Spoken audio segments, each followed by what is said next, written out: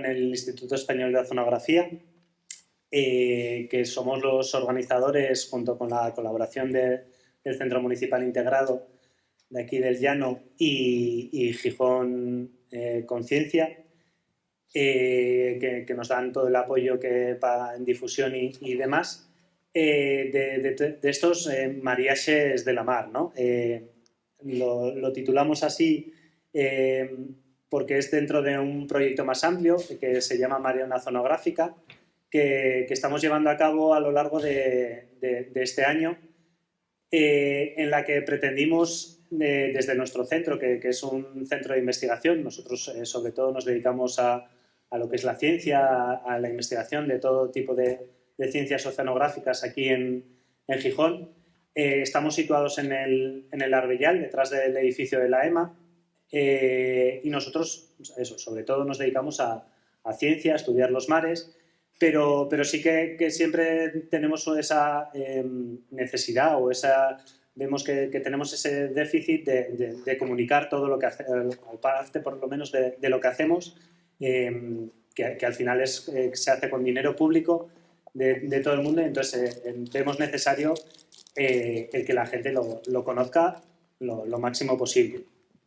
Nosotros veníamos haciendo desde hace ya muchos años una serie de jornadas de puertas abiertas, charlas divulgativas cuando nos invitaban, pero sí que veíamos que había un cierto déficit, sobre todo de escolares, y entonces el año pasado pedimos una financiación a la Fundación FECIT, que se nos fue concedida, y este proyecto tiene tres ejes, ¿no? Por un lado, bueno, los que aparecen ahí en las tres acciones que aparecen ahí en el panel, que serían el Cole Mollà, que son una serie de talleres que estamos haciendo con los colegios, talleres, unas exposiciones, salidas también tienen. Ahora mismo, por eso estamos aquí, estamos trabajando con el colegio de aquí al lado, del Llano. Vamos a visitar 9 colegios de Gijón en total. Luego la segunda acción sería la ciencia calellera, en la que todavía está sin materializar, pero pronto esperemos que tengáis una serie de carteles pues, con información sobre ciencias oceánicas, gracias a la Unión de Comerciantes en los comercios y en distintos formatos en la calle. Y el último sería estas charlas divulgativas que queremos llevar a todos los barrios que podamos de Gijón, y hoy por eso estamos aquí. Muchas de las charlas las estamos dando personal científico del Instituto Español de Oceanografía de aquí de Gijón, pero sí que quisimos aprovechar pues algunos contactos que tenemos, y en este caso invitamos a Tania Montoto, que aunque ella es asturiana, ahora ya es más canaria que asturiana, y entonces va a venir a contarnos un poco su trabajo, que al final es lo que os ha traído hasta aquí, más que la charla que os he dado yo. Un interesante titular de qué es eso de la misión de océanos, cómo se restauran los mares. Entonces ya sin más dilación os dejo con Tania, y ella nos cuenta un poco de a qué se dedica. Y bueno, y ella trabaja en la Plocan, una plataforma oceánica de Canarias, que ella nos lo puede explicar mejor. Sí, sí. Bueno, buenas tardes. Se oye bien, ¿verdad? Que yo tiendo a bajar la voz. Muchas gracias, Eneco, y... Sí. Perfecto. Sí, perfecto, perfecto. Muchas gracias a todos y a todas por venir, y a Eneco y a los organizadores por invitarme. Me hace muchísima ilusión. Estoy un poco nerviosa, pero me hace mucha ilusión contarles un poco lo que estoy trabajando, y también poder acercarme aquí a la tierrina, ¿no? Bueno, como presentación elegí estas 3 fotos. La de la izquierda, mi tío que está ahí sentado me va a matar por no elegir una suya, el lastre. Yo tengo esa familia paterna de lastres, aunque como bien decía Eneco, pues ya llevo tiempo fuera, desde que me fui a estudiar Ciencias del Mar a Cádiz, que es la otra foto aquí arriba, ¿no? Ciencias del Mar luego lo terminé en la Universidad de Las Palmas de Gran Canaria, donde también me doctoré en Ciencias del Mar, en Química. Además de, para terminar como mi presentación, además de la parte universitaria, yo soy quien soy y gracias a, pues como todos ustedes, ¿no? Quienes hemos ido conociendo y quienes nos han ido enriqueciendo. Y en ese bagaje mío siempre me gusta citar a las organizaciones ecologistas como Ecologistas en Acción o Salvar a Gaete, porque siempre es como un perfil ambientalista que me ha atravesado desde que estudié o ahora trabajando. Y precisamente ahora trabajo en la Plataforma Oceánica de Canarias, que ahora les cuento un poco lo que es, y en un proyecto que se llama Blue Mission AA, desde el Atlántico hasta el Ártico, y también tiene, aunque con la bandera de la Unión Europea, también tiene como ese perfil ecologista, ¿no? La PLOCAN es una infraestructura científico-técnica singular como los observatorios, los grandes telescopios o otras tantas infraestructuras que están integradas en una red nacional de infraestructuras singulares, ¿no? Cada una por ofrecer un servicio como especial y único a la investigación o a la innovación, ¿no? En particular, en el caso de Plocan, lo que tiene de singular es que es una plataforma como la que ven en la imagen aquí, es una plataforma que se ubica como a una milla. Voy a poner este momento, la plataforma estaría aquí, como a una milla de la costa de Gran Canaria, en una zona que tiene una profundidad aproximada de 40 metros, ¿no? La plataforma llega al fondo. Yo no trabajo allí todos los días. Flocan tiene digamos, sus oficinas en tierra también, en la isla de Gran Canaria, en Fuerteventura. En La Palma, también a raíz del volcán, se consiguió abrir allí una oficina para estudiar cómo ha quedado el medio allí marino después de la erupción del volcán, y próximamente en Tenerife también. La plataforma en realidad, la función que tiene, digamos a eso que decía del servicio a investigadores o otros grupos, es precisamente disponer de un entorno de investigación. Tiene un hangar muy grande donde se puede hacer trabajo, tiene una planta toda llena de laboratorios y luego una planta, digamos, residencial, donde, pues si viene un grupo de investigadores o de investigadoras a hacer un trabajo durante un tiempo determinado, que tienen que observar una serie de cosas y no pueden estar yendo y viniendo, pues pueden quedarse allí y hacer ese trabajo intensivo.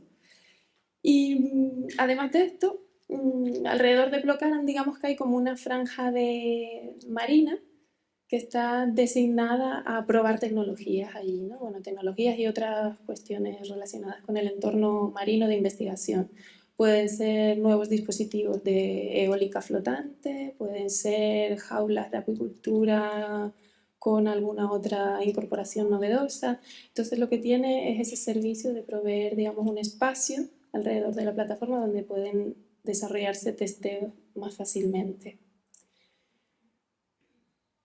Precisamente la semana pasada estuve con otra compañera del trabajo, Silvana, en la Conferencia de las Naciones Unidas para los Océanos en Barcelona, y allí presentamos un póster donde mostrábamos cómo los 100 últimos proyectos de Plocan pues contribuían a los retos de la década de los océanos, ¿no? Y bueno, no voy a entrar en esto ahora, pero al final, una cosa que tiene Plocan, a pesar de recibir financiación 50% del Gobierno de Canarias y la otra 50% del Ministerio, es que tiene digamos, un engranaje muy bien dado y muchos contactos a lo largo de los últimos años para muchísimos proyectos de investigación, tipo europeos o así. Entonces, por eso fue, digamos, entre comillas, fácil reunir 100 proyectos y su aportación, ¿no?, al medio marino. Pero bueno, hasta aquí es como la presentación así más oficial de Plocan, y ahora vamos a ver cómo respondemos a la pregunta. ¿Cómo se restauran los océanos? Fue una pregunta que yo me tuve que hacer cuando empecé a trabajar en Blue Mission, en el proyecto por el que estoy contratada ahora mismo.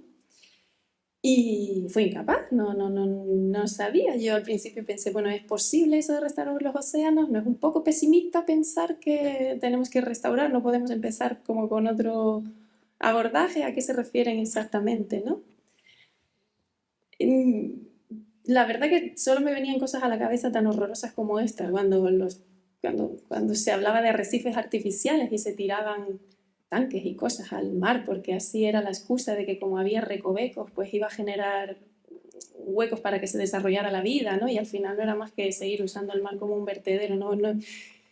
Y bueno, al final dije, venga, como la cita de Einstein, ¿no? Hay que darle un poco a la imaginación. Bueno, fue a la imaginación y también leer lo que para la Unión Europea era restauración, según la Ley de Restauración de la Naturaleza, ¿no? Que, bueno, como ven, es el proceso de ayudar activa o pasivamente a la recuperación de un ecosistema hacia su buen estado, como medio de conservar o mejorar su biodiversidad y la resiliencia de los ecosistemas, ¿vale? También la Unión Europea tiene su misión restaurar nuestros océanos y aguas, y era como otra vez nuevamente objetivos como amplios, ¿no? Con los que sí, yo los comparto, pero no sabía cómo llegar a ellos, ¿no? Y era un poco como mi tarea. Entonces, realmente la primera forma de restaurar, cómo se restauran los océanos, la primera respuesta que se me ocurre sería, bueno, pues si ya ustedes tienen tantas ideas que las han plasmado en tantos documentos, tantos reglamentos, etcétera, pues una manera sería pasar a la acción, ¿no? Dejemos ya de esa parte teórica, ¿no? Entonces solo pensaba en implementación, en acción, imaginación.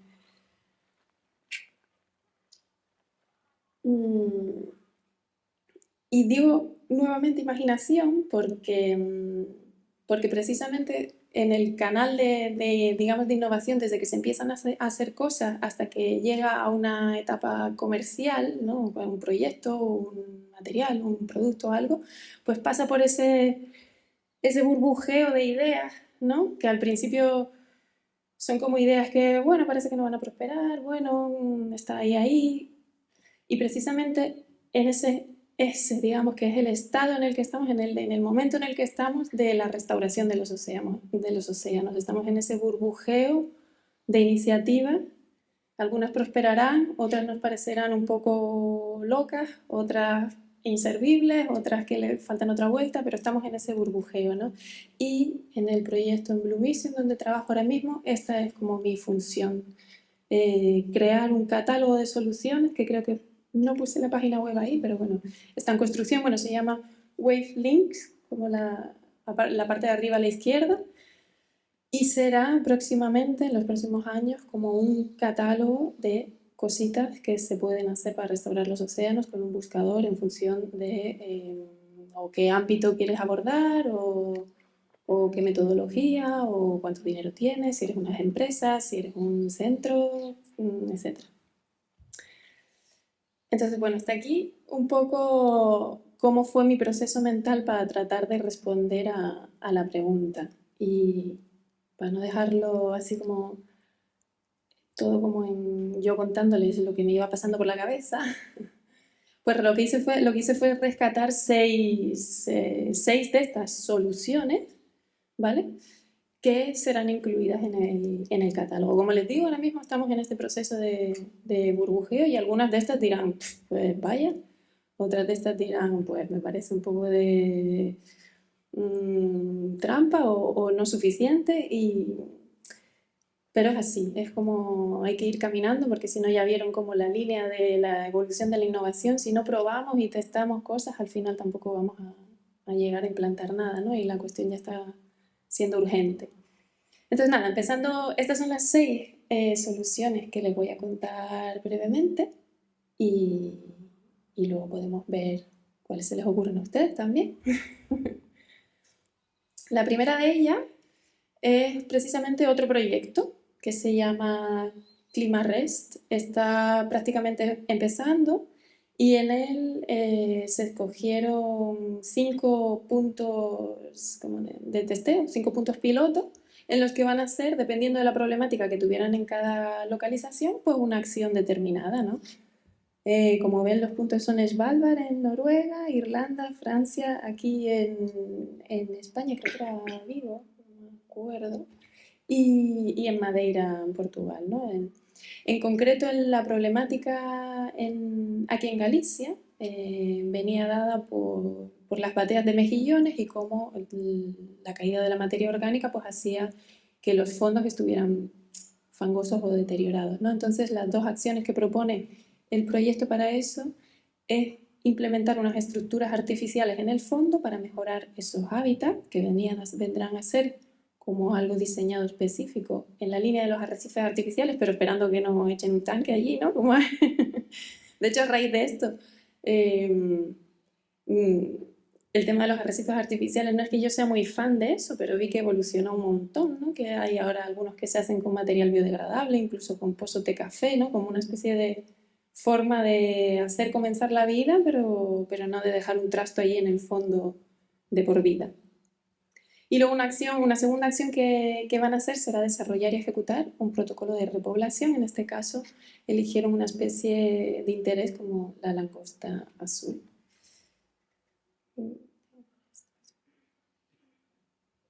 El segundo de los casos viene ligado a una problemática que se da a menudo en nuestras costas cuando hay una infraestructura que vamos a construir, bien sea un dique, un puerto.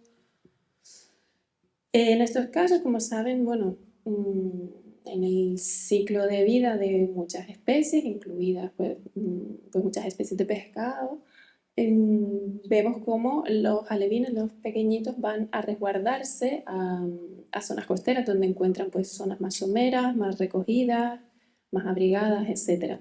Cuando ante una construcción de una infraestructura tenemos dos problemas. Por un lado, cuando se construye, entre otras cuestiones, la turbidez que genera la propia obra, y luego cuando ya está construida, pues ese bloqueo, esa barrera que hace que ese ciclo de vida pues quede un poco truncado.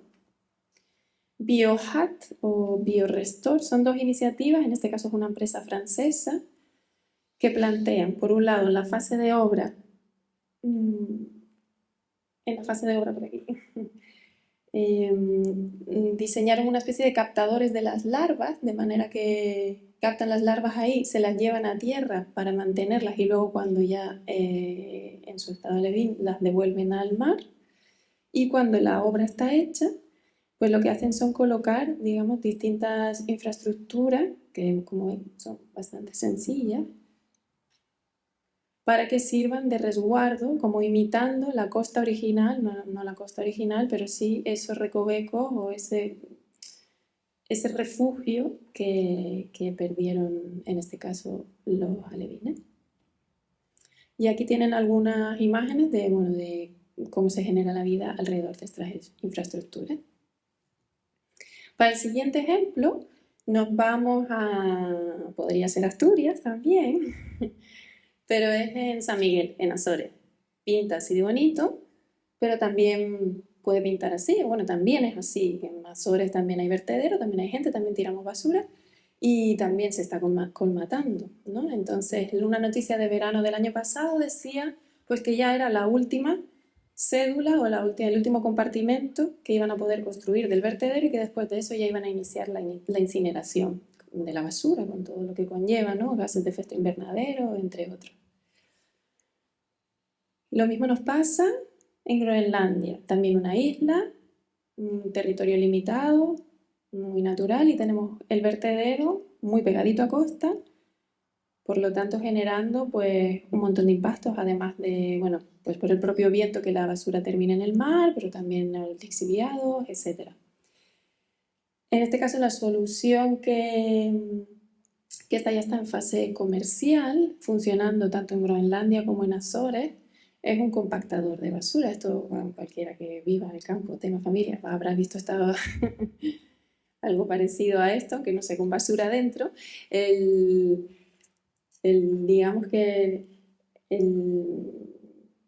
el mecanismo no es nada del otro mundo, es compactar la basura y así poder transportarla en estas balas en vez de manera abierta, pero realmente soluciona, porque tanto como en Groenlandia como en Azores, la basura que no entierren o que no quemen allí, la trasladan en barco a tierra, a Portugal. Entonces, estamos hablando que de esta manera pues evitamos, por ejemplo, esa dispersión por el viento, lixiviados, etc.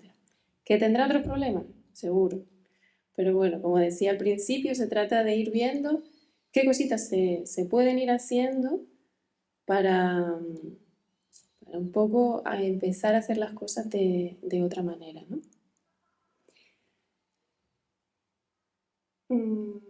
Bueno, en este no me extiendo mucho, NetTag, este es otra empresa, también francesa en este caso, y el problema que quiere abordar de los océanos es la problemática de las redes a la deriva, ¿no? De las redes a la deriva y su pesca fantasma. Si por algún incidente o accidente se queda la red suelta, al final sigue pescando y es una pesca que no se aprovecha y que, como ven, puede dañar a otras especies. En este caso, la propuesta de esta empresa, lo que lograron comercializar son una especie de tags, como, bueno, creo que las hay comercializadas para ponerla dentro de tu maleta para que si se te pierde sepas dónde está, pues más o menos lo mismo, ¿no? Como un busca para las redes y un proyecto que acompaña esta iniciativa para que de perderse una, pues pueda haber fondos para ir a recuperarla. Esto acompañado de también otras labores de concienciación, ¿no? El penúltimo caso, Nemo, el arte como herramienta y vía para el desarrollo participativo de las soluciones. Y esta viene de la mano del Colegio de Artes, del Real Colegio de Artes de Londres. Y dirán, ¿esta se le coló aquí? No, es importante. Es importante tener en cuenta pues, la forma en la que hacemos las cosas, cómo nos llega, cómo no nos llega. Al final, cuando hacemos algo con gusto o con buen criterio, pues llega a más gente, ¿no? O con un buen diseño, o que sea atractivo. Y esto es importante también.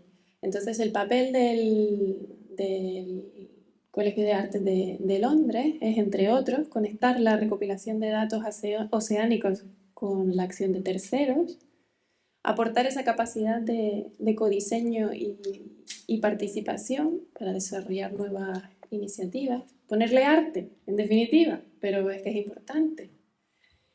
Y utilizar la visualización de datos, por ejemplo, pues a la hora de, desde la comunidad científica, trasladar la información, pues que no sea tan dura, ¿no? Eso al final, si lo pensamos, también ayuda, y si ayuda a que la comunicación fluya mejor, pues también va a ayudar a que el problema se resuelva mejor, ¿no? 3 ejemplos de estas iniciativas así más en el ámbito del diseño son, por un lado, bueno, estos creo que fueron los resultados de una competición de diseño, ¿no? En primer lugar tenemos unas bombas de Fukuoka para el océano, ¿saben? Como cuando en tierra se hacen con semillas para lanzarlas en el campo y favorecer que crezcan, pues lo mismo, pero con algas y con plantas. En segundo lugar, Go Water, un sensor portátil dirigido al sector de los deportes náuticos, surf, windsurf, etcétera, para que puedan reportar la calidad de las aguas, ¿no? Esto viene a ser como un ejemplo al uso de ciencia ciudadana, ¿no? Pero es importante también involucrar a la gente. Y el último, que lo puse ahí, pero tengo muchísima curiosidad, porque se llama Pollen Wave, y se supone que son sensores biodegradables de temperatura, pH y oxígeno, que así pueden lanzar, digamos, enviar a lugares remotos del océano y obtener datos de allí. Pero tengo curiosidad, la verdad. Y bueno, en último lugar, nosotras, las personas, aquí corro el riesgo de que piensen que soy una cursi, pero es que la verdad que vengo realmente inspirada por este hombre que tuve la oportunidad de escuchar ahora en la conferencia que les decía en Barcelona.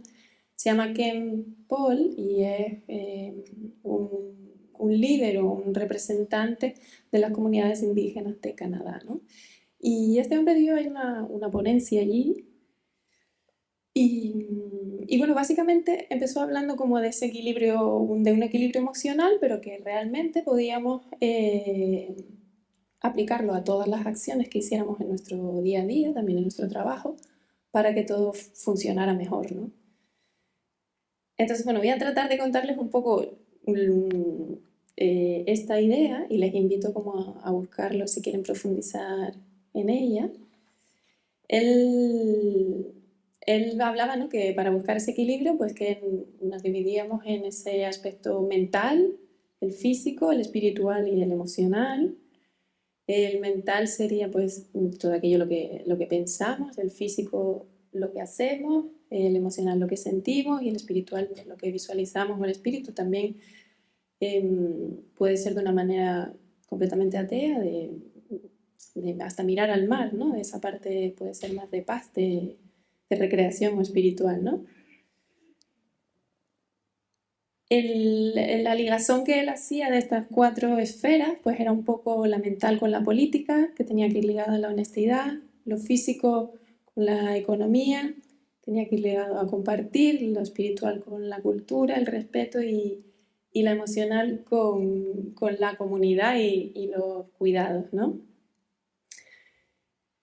Y si bien el equilibrio sería como ven en la imagen, él hablaba de cómo el miedo pues, nos hacía desplazarnos y dejar relegada la cultura y la comunidad pues, a un segundo plano, ¿no?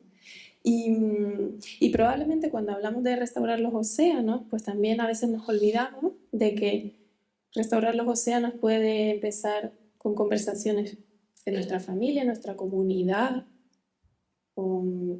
o de otra manera más espiritual o de recreación, ¿no? Y encontrar ese equilibrio puede ayudar bastante más de lo que pensamos.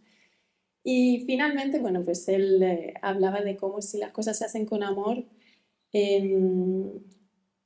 funcionan, ¿no?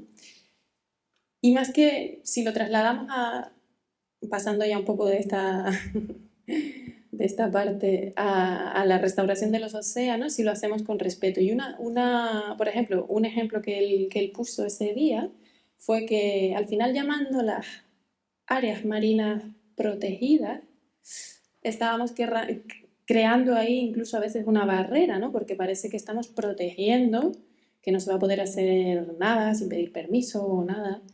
Y él hablaba mucho del respeto, ¿no? Es decir, ¿por qué no las llamamos áreas marinas respetadas? Tú puedes entrar con respeto, hacer X, salir, ¿no? Que no sacarlo de nuestra esfera, ¿no? Esa reflexión, claro, obviamente no estamos en la misma situación, hay comunidades que viven mucho más cercanas a la naturaleza que la nuestra probablemente, ¿no? En su caso, en las comunidades indígenas de Canadá, pero que sí que te da como que pensar, ¿no?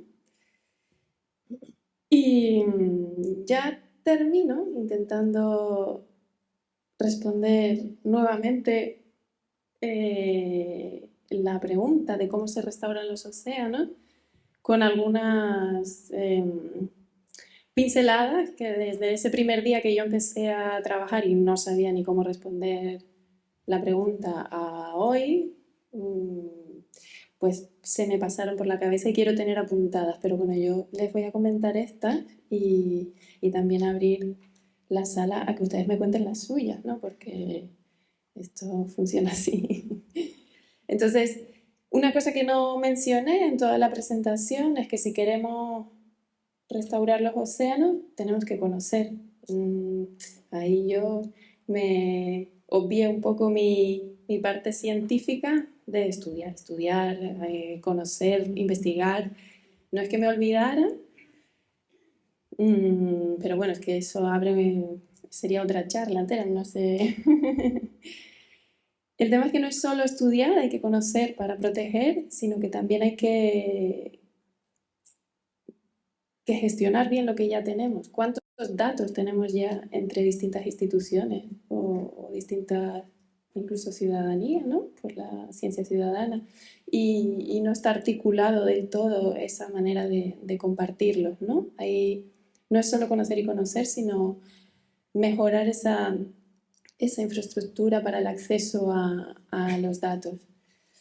Y también la mirada a las comunidades en este sentido referida a que no solo el conocimiento viene de un centro de investigación, un PLOCAN, una universidad, hay que también atreverse a preguntar a la propia comunidad, ¿no?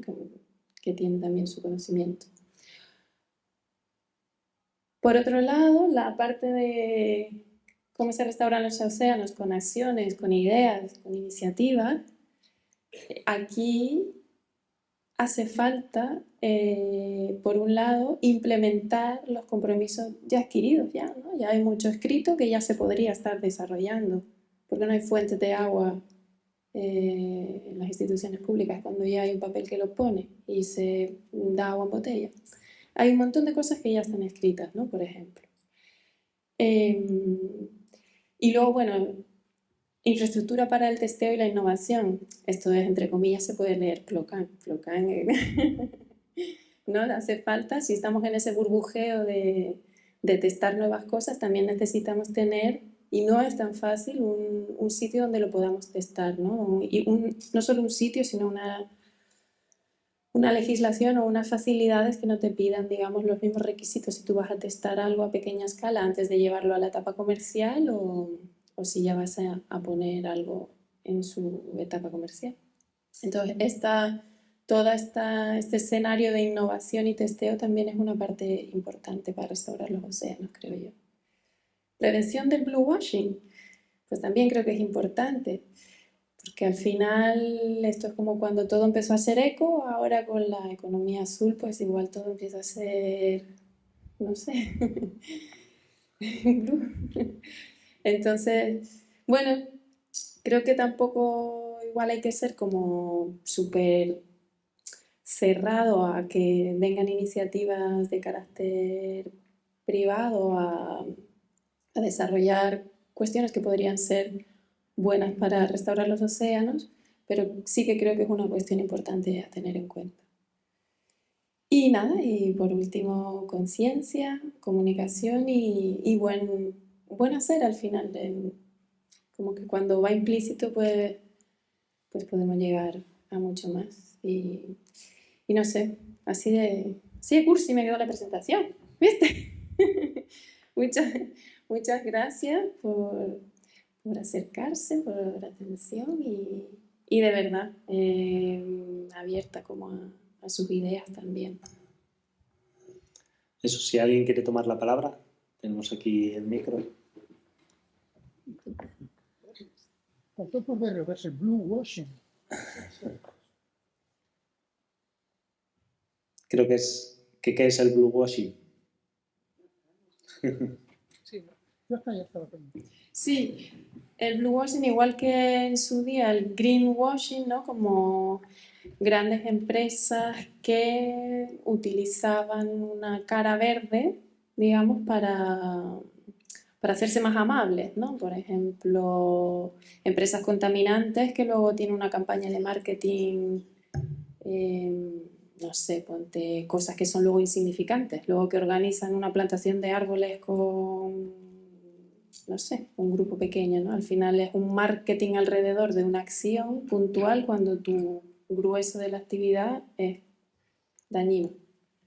Entonces, como en su día todo el desarrollo de lo eco, hoy en día todo el desarrollo de lo que se llama economía azul, que abarca, imagínate, transporte marítimo, alimentación, comunidades pesqueras, pues ahí hay un campo muy grande también para que grandes empresas saquen su campaña bonita, aunque luego no hagan tanto, ¿no? Ponte Pescanova haciendo una campaña de, no sé, un spot en un pueblo pesquero como si fueran los mejores amigos de la vida de ese pueblo pesquero, ¿no? Cuando en realidad están perjudicando. No sé si...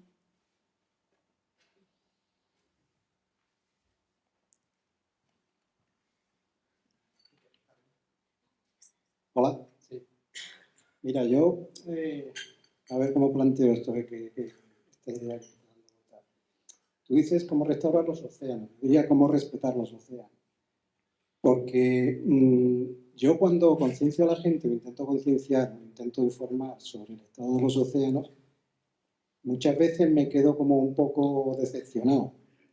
porque estoy intentando dar una idea para que la gente respete los océanos cuando lo que yo percibo es que los verdaderos responsables de que haya que restaurar los océanos no están actuando. No sé si sabes ves por dónde voy. Entonces, el tema sería, yo por mucho que quiera restaurar los océanos, si no se cumplen las normativas europeas, las normativas de las naciones, no se hace un seguimiento y se informa de la realidad sobre los vertidos de aguas residuales, sobre el reciclaje de basura, parece como que nos estamos engañando un poco, ¿no? Entonces, ¿tú cómo lo ves? Gracias. Totalmente de acuerdo, sí, sí. Totalmente de acuerdo, vamos. Porque, bueno, para empezar, yo tampoco veo lo de bueno, es restaurar los océanos porque ahora ya viene Misión Océano, ya va a haber un paquete de financiación y un abanico de proyectos año tras año dedicado y con esa coletilla de restaurar los océanos. Entonces no nos vamos a quitar ese lema en un par de años. Pero a mí tampoco me gusta mucho porque lo veo como un poco negativo ya. Que sí, que no está muy bien la situación, pero que restaurar es como ya te vas a olvidar de mitigar, de prevenir, ¿no? Ya estás hablando de ese estadio como súper final, pero bueno. Y luego la otra cosa estoy totalmente de acuerdo. Y por eso tampoco quería yo venir aquí a decir qué podemos hacer nosotras para restaurar los océanos. ¿Qué te voy a decir? ¿Que te lleves una bolsa de tela al supermercado? Como si tú fueras el culpable. Es que no tiene sentido. Quiero decir que las labores de comunicación son importantes, pero sí que, como decía también, ya hay mucho escrito y bastante ambicioso, entonces también veo súper importante que se dé ese ejemplo desde arriba, ¿no? Que no se puede descansar todo en la ciudadanía, o de esa manera en la ciudadanía, absolutamente.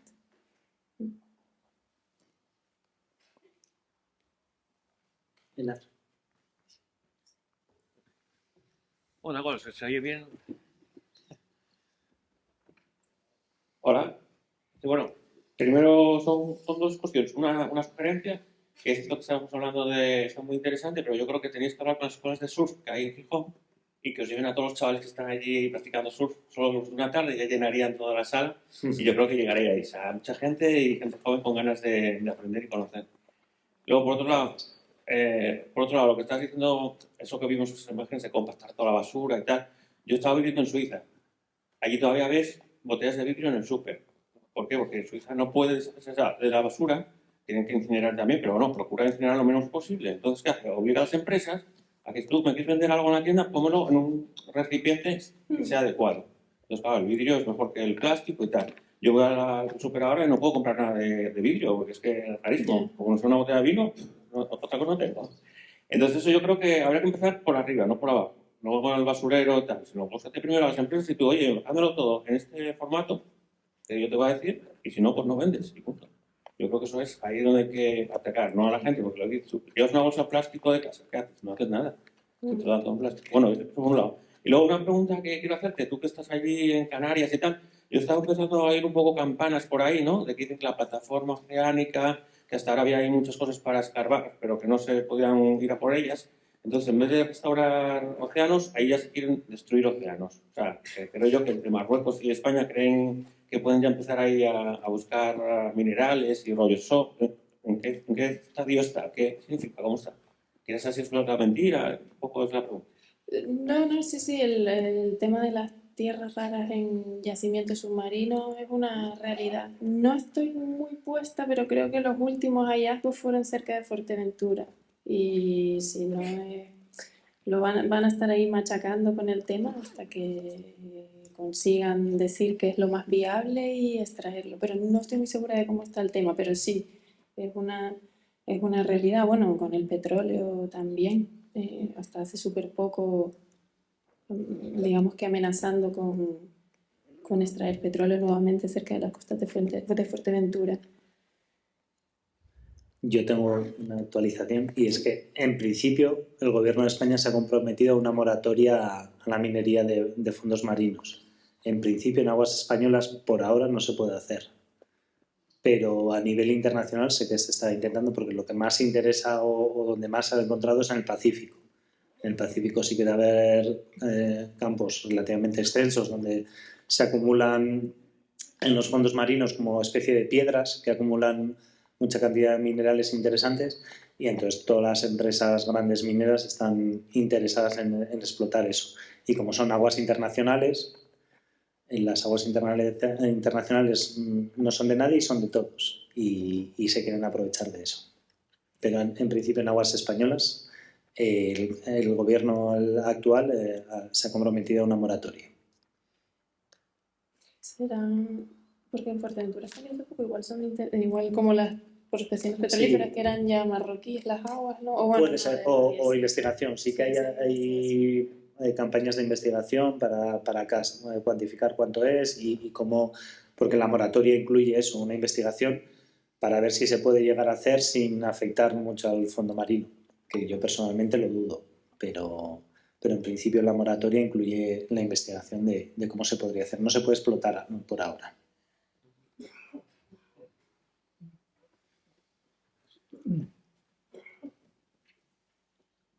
Gracias.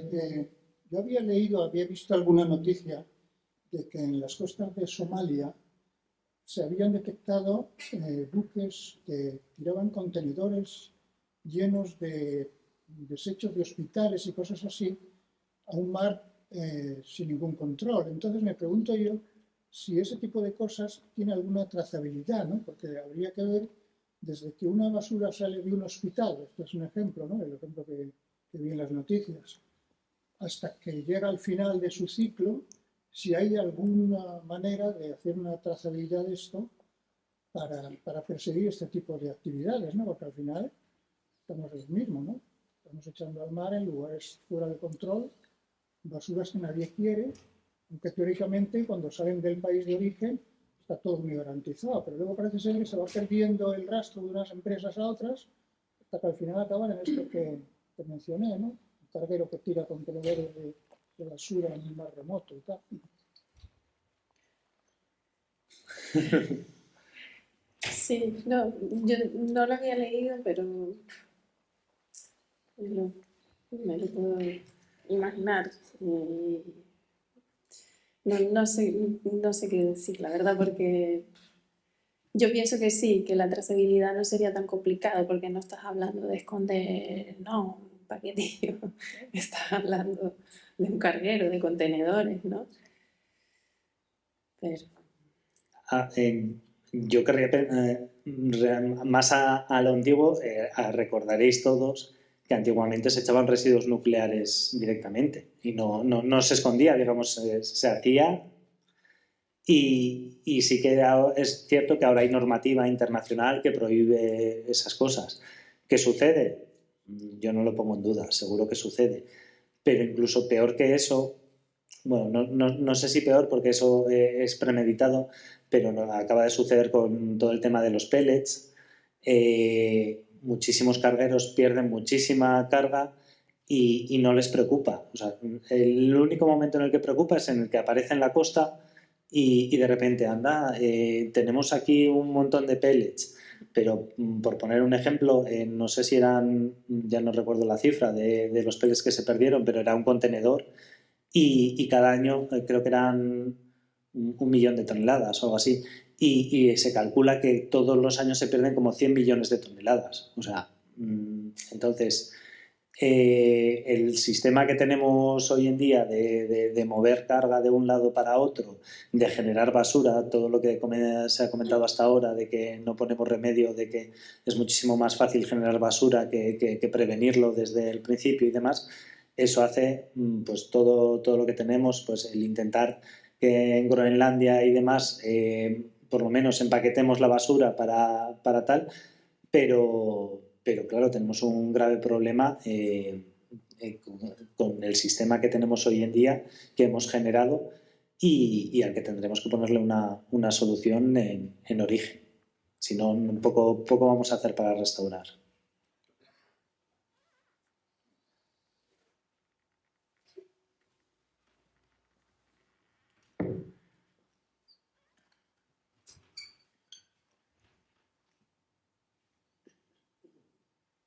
Hola, buenas. Bueno, muchas gracias por venir aquí a contarnos lo vuestro.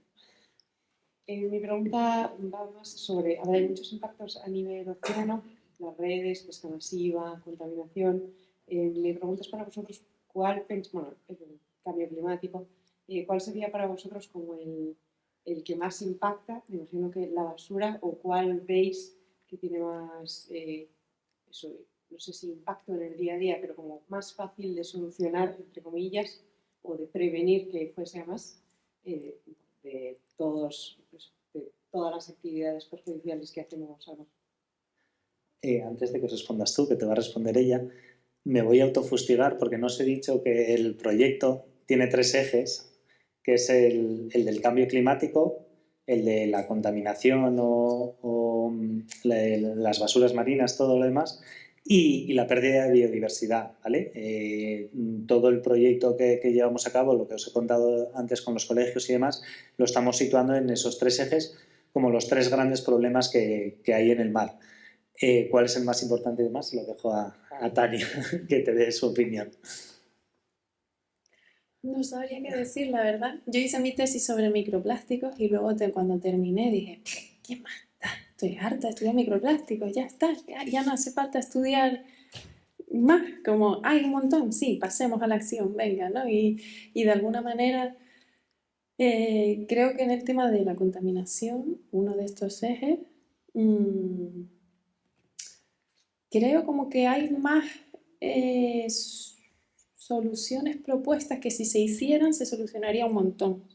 Sin embargo, en el tema de la pesca, igual es porque igual no lo he tocado tanto, creo que no ha tenido ese momento de gloria, digamos, porque llegó un momento en el que, ¿no? Que casi nos hacían a nosotros los culpables por no llevar la bolsa de tela, ¿no? Que el tema del plástico con toda la comunicación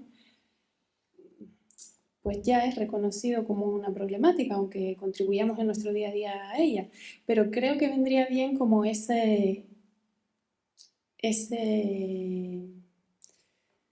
sé, como ese impulso de concienciar más sobre la problemática de la pesca, que afecta tanto a la biodiversidad por la cantidad de especies, como a la parte social por la cantidad de familias que dependen de la pesca, como al transporte, como todo, ¿no? Creo que sería súper bueno que la siguiente ola de martirizarnos con un problema ambiental fuera la pesca. Yo te contaría que cada uno de nosotros nos lo podemos preguntar a nosotros mismos. ¿Qué es más fácil, renunciar al plástico, renunciar al coche o renunciar a comer pescado? Pues seguramente sin renunciar a nada, intentar hacerlo mejor en todo, ¿no? Porque al final todos los problemas, el cambio climático afecta muchísimo a las especies y al futuro, y lo veremos. La pérdida de biodiversidad es algo que es desconocido, o sea, en la ciencia, o sea, en el mundo nunca ha pasado una pérdida de biodiversidad como la que estamos viviendo tan rápida. Sí que ha habido extinciones muy grandes, pero nunca tan rápida, y no sabemos lo que nos va a suponer. Y la basura, siempre hemos pensado que el mar era infinito y que podíamos echar lo que fuese, que echábamos contenedores y no pasaba nada, y vemos que no, que cada vez nos está viniendo más y lo encontramos más. Entonces, al final todo está en nuestras manos. El problema es en qué medida queremos actuar.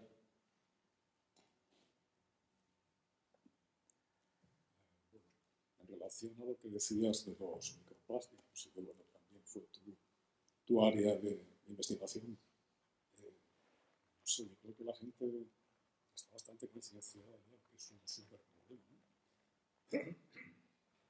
Entonces, no sé si una presión suficiente sobre Europa para que de alguna manera se intentase dejar de producir microplásticos, bayetas de microfibra en la ropa y en el mar. No es tu tema, quizá. No, sí. Sí, lo he trabajado un montón. Por eso también quizás la respuesta anterior de, venga, siguiente. Pero creo que es muy posible lo que comentas. De hecho, hay ejemplos a nivel global de cómo empresas que hacían, bueno, diciendo marcas y todo, Colgate, que antes ponía los microplásticos en la pasta de dientes para que fuera un poco abrasivo y te limpiara más, después de la presión social ya no lo hace, igual ahora lo ponen en otro producto, pero que hubo retirada de productos precisamente por la presión social. Entonces, por eso creo que aunque pueda llegar a ser cansino esto de que esta concienciación sobre los microplásticos todo el rato, al final funciona, porque al final somos masa de gente, somos gente que compra productos y si tu producto no está bien visto, pues lo vas a tener que retirar. Y como eso hubo varios y bueno, solo hay que ver la cantidad de productos ahora también que antes eran solo de plástico y ahora pues son otros materiales, siempre se puede mejorar más por supuesto, pero que sí que yo creo que se tendría que hacer mucho más, como lo de las fuentes, que son como un montón de medidas como sencillas que ya se podrían estar haciendo y no se hacen. Pero que bueno, algunas sí que se están adoptando gracias a las directivas, pero no es suficiente. Siempre igual.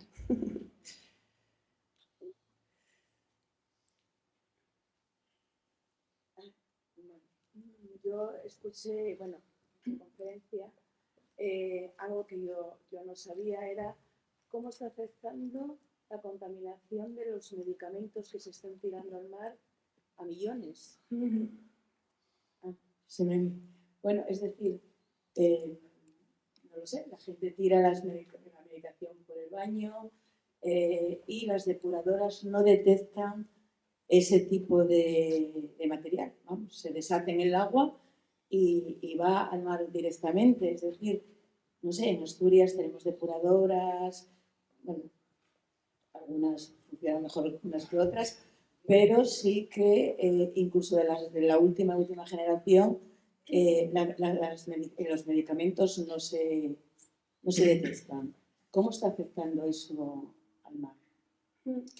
Hay estudios porque realmente no encontré yo tampoco mucha información. Sí que hay, lo sé precisamente porque en la Facultad de Ciencias del Mar en Las Palmas, yo estaba estudiando en química y el equipo de al lado estaba estudiando esto precisamente. Entonces no te puedo contestar yo con precisión, pero sí sé que es tal como lo estás contando, que no solo porque tires lo que te sobre de la caja, sino por lo que tú desechas también después de pasar por tu cuerpo. Y sí que se está estudiando cómo afecta a la biodiversidad y a las especies donde llega, después de la depuradora. Pero no tengo más información, pero sí sé que es un problema grande. No sé si es cuestión, la verdad que no sé si va a ser posible, bueno, de por sí lo mejor es reducir el nivel de medicación, pero no en todos los casos es posible.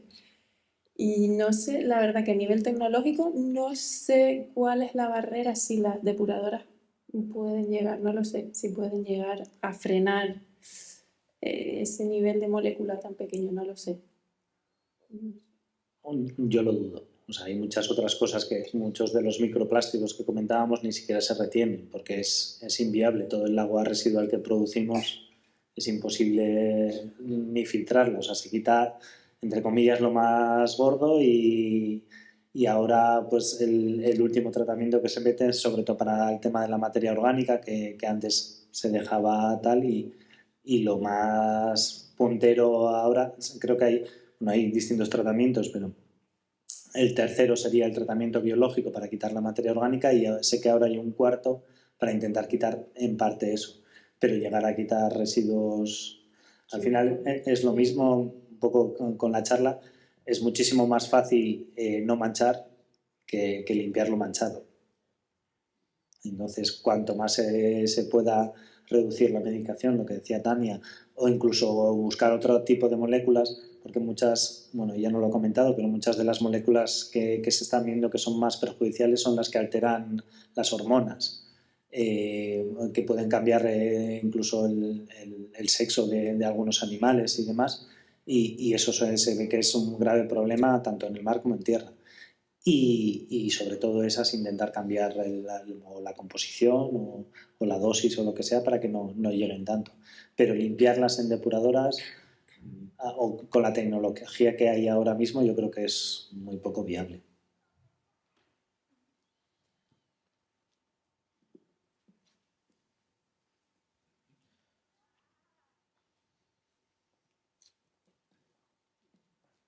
Hola, ¿cómo veis el tema este que se está ahora en Asturias? Hace 2 semanas o 3 está en el follón este que quieren montar los eólicos estos en la mar. Yo como marinero profesional jubilado, a lo mejor esa pregunta no es para vosotros, pero bueno, ¿cómo veis esto de la eólica en la mar? No estoy autorizado a responder eso. Luego te lo digo si quieres. Pero en el Instituto Español de Oceanografía lo que se hacen por ahora, que todos son proyectos a futuro, serían estudios para ver el impacto que puedan llegar a generar, pero vamos, está en un proceso muy, muy incipiente todo lo que es el estudio, porque aquí en la costa cantábrica y en general en toda la costa española, de ponerse eólicos serían una tecnología nueva que apenas se ha puesto en el mundo, que serían la flotante. Hasta ahora todo lo que se ha puesto es fija en el fondo y los pocos estudios que hay son sobre eso. Entonces, sé que está en la agenda de algunos grupos de investigación el dedicarse a ello, pero ahora mismo el papel del Instituto Español de Oceanografía es más de eso, de seguimiento y de intentar ver cómo podrían llegar a afectar.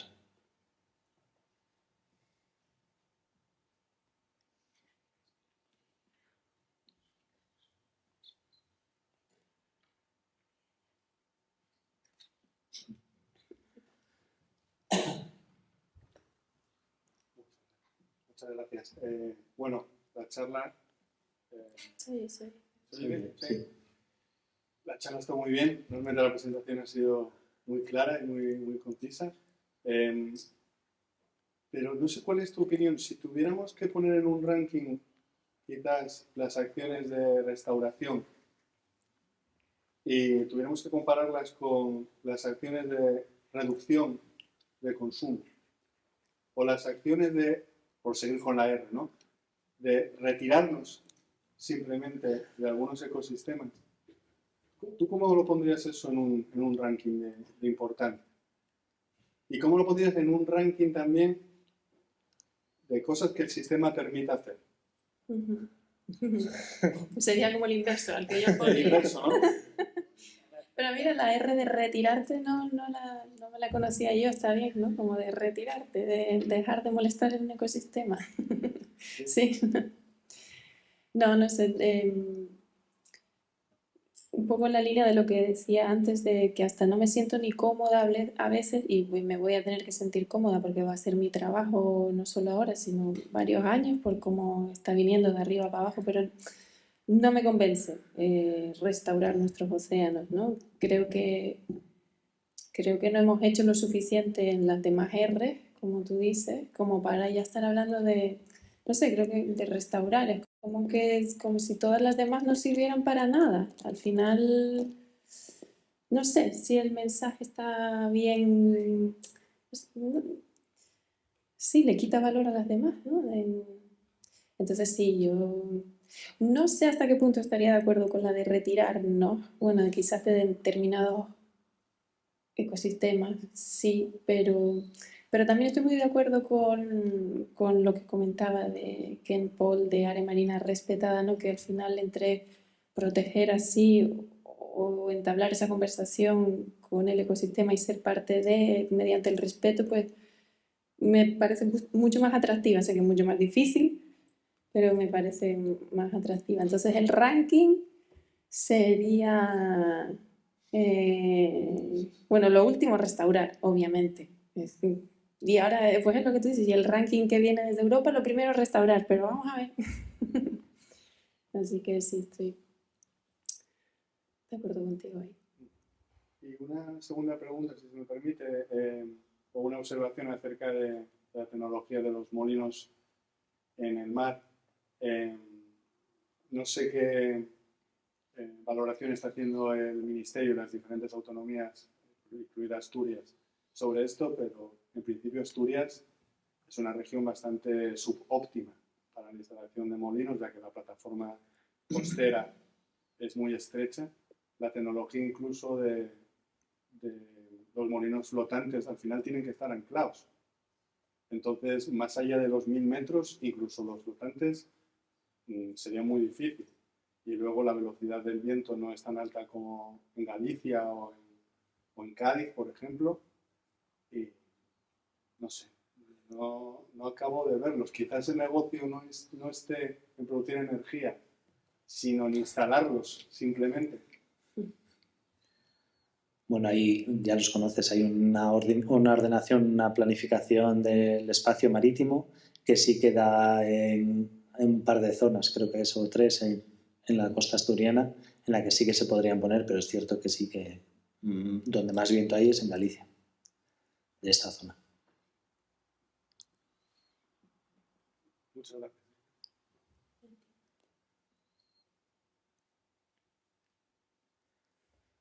Bueno, pues si no hay más preguntas, creo que mis compañeras sí que os han dado un papel con las futuras charlas que vamos a tener. No sé si os ha llegado a todos, creo que no, porque por suerte habéis venido más personas de las que esperábamos. Pero sí invitaros a que la próxima charla, el próximo mariaje de la mar va a ser el 8 de mayo en la sede de la Asociación de Vecinos de Pumarín. Sí. Y eso, invitaros a asistir o a seguir las redes sociales del Oceanográfico, que daremos difusión a estas charlas, y la siguiente sí que va a ser sobre la vida microbiana de los océanos. Muchas gracias también.